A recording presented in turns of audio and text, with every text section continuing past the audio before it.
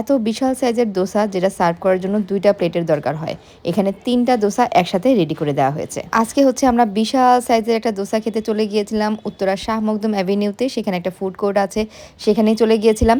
এই দোসাটার নাম আমি কি দোসা ভুলে গিয়েছি। যাই হোক, এটা হচ্ছে বিশাল সাইজের একটা দোসা। এখানে 3টা দোসা একসাথে রেডি করা হয়, আর 3টা দোসা হচ্ছে 3টা ফ্লেভারে রেডি করা হয়। মানে প্রথমটা হচ্ছে ডিম দিয়ে দেওয়া হলো, পেঁয়াজ কাঁচামরিচ মশলার সাথে হচ্ছে ডিমটাকে ঘুরে দেওয়া হলো।